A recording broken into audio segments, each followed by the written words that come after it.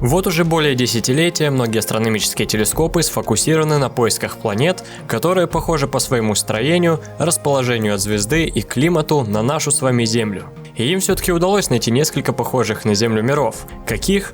Давайте узнаем. В июне 2017 года НАСА объявила об обнаружении за пределами Солнечной системы еще 135 экзопланет, а в 2018 были открыты еще 242 планеты, потенциально пригодные для жизни.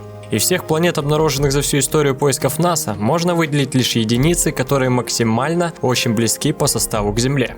В июле 2015 было объявлено об открытии Кеплер-452b. Из-за предполагаемого сходства с Землей его часто стали называть Земля 2.0. Кандидат в экзопланеты находится на орбите желтого карлика в созвездии Лебедя. Сама система находится на расстоянии 1402 световых года от Солнечной системы. И по нынешним реалиям добраться до планеты, чтобы взглянуть на нее своими глазами, сами понимаете, не получится.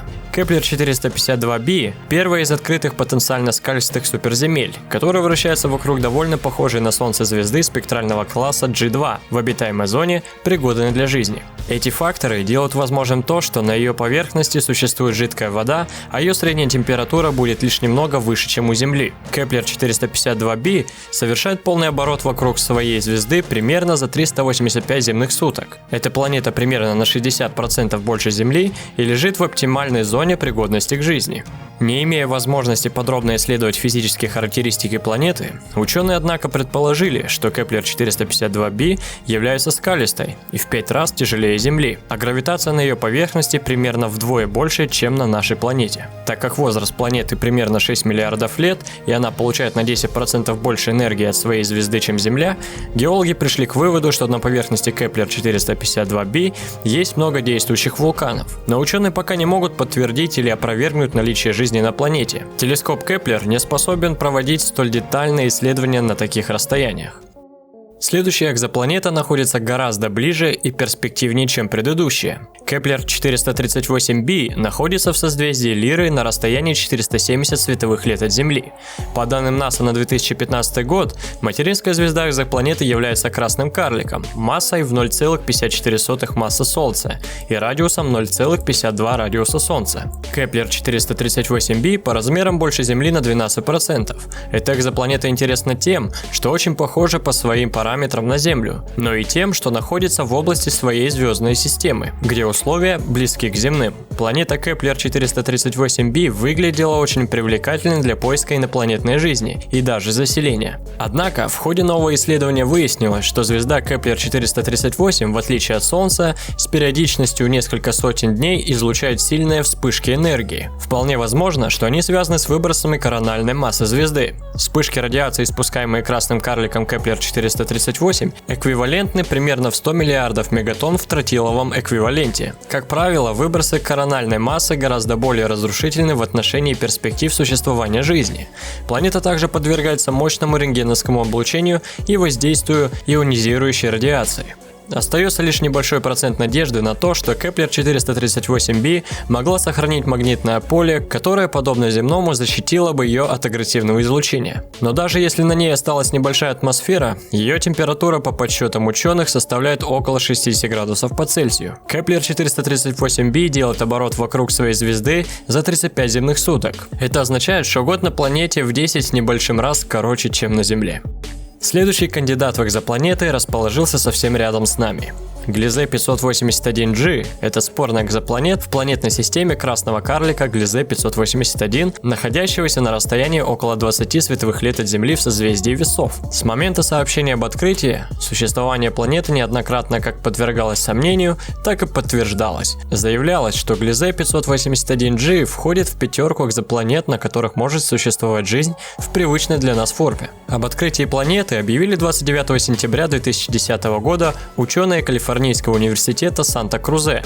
Возможные характеристики планеты предполагают, что у нее есть атмосфера и жидкая вода. Высказывались также мнения о каменистости планеты, хотя полученные данные не исключали и ледяной состав. Радиус планет оценивается до 2 радиусов Земли, масса до 4 масс Земли. Период обращения вокруг звезды 36 земных суток. Гравитация на поверхности должна была быть больше земного в 2 раза, а средняя температура на поверхности Gliese должна была составлять от 30 градусов до минус 10. К сожалению, пока более точных данных о планете нет, ученые все же продолжают спорить о возможности ее существования.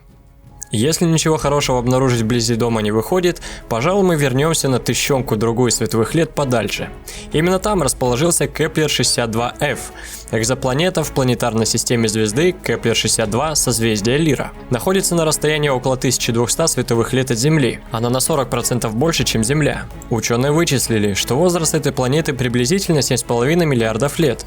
Это одна из двух планет в этой системе, у которых климатические условия на поверхности схожи с земными. Ученые предполагают, что планета сохранила баланс температур, оптимальный для зарождения и поддержания жизни. Планета Кеплер-62f была открыта в 2013 году телескопом Кеплер. Период обращения вокруг звезды 267 дней. Это на 102 дня меньше, чем на Земле. Экзопланета была найдена с использованием метода транзита, в котором измеряют эффект затемнения, который планета вызывает, когда она проходит перед своей звездой. По словам ученых, она является потенциальным кандидатом для поиска внеземной жизни и была выбрана в качестве одной из целей для изучения в рамках программы поиска внеземного разума SETI. Кеплер-62f – это суперземля.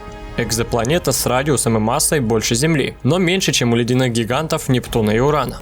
Она имеет равновесную температуру от минус 65 до минус 85 градусов по Цельсию, близкую к температуре Марса. По оценкам, Кеплер-62f получает около 41% света, который Земля получает от Солнца, что сопоставимо с Марсом, который получает 43%. Кеплер-62f может быть планетой, покрытой океаном, имеющей камни и воду на поверхности, но все же она находится дальше всех от своей звезды, поэтому без дополнительного количества углекислого газа планета может быть полностью покрыта льдом. Для того, чтобы Кеплер-62f поддерживал климат подобный Земле, со средней температурой около 20 градусов по Цельсию, экзопланете необходим углекислый газ, которого там явно не хватает. На самом деле, это, наверное, лишь мало процент от потенциальных для жизни экзопланет, известных человечеству. Астрономы ежегодно открывают все больше планет, пригодных для жизни на различных расстояниях. Затем, после длительного изучения, подтверждают или опровергают пригодности для жизни. Но многие из вас, наверное, задаются вопросом о том, почему в этом списке не присутствуют экзопланеты, такие как Proxima Centauri b или Ross-128b. Что до первой, дело в том, что астрономы зарегистрировали мощную вспышку на родительской звезде в марте 2017 года. Ее яркость увеличилась на протяжении 10 секунд в 1000 раз. Этой вспышке предшествовала более слабая вспышка на Proxima Centauri, длившаяся менее 2 минут. Proxima b должна была получить огромную дозу радиации, поэтому если на планете существовала биосфера, это было бы для нее катастрофическим событием. Как отметили исследователи, подобные многочисленные вспышки могли лишить планету атмосферы или океана и сделать ее поверхность абсолютно безжизненной. А что до Ross-128b, так и не подтверждено, что она находится на орбите точно в пределах обитаемой зоны. По-видимому, планета находится во внутреннем крае, поскольку получает на 38% больше солнечного света, чем Земля. Обитаемая зона определяется как область вокруг звезды, где температура как раз подходит для планеты с достаточно толстой атмосферой, чтобы поддерживать жидкую воду, ключевой ингредиент в развитии жизни, каким мы его знаем. Несмотря на массивный объем информации по всем этим планетам, нам все же удалось упаковать все самое важное и интересное в 10-минутный ролик.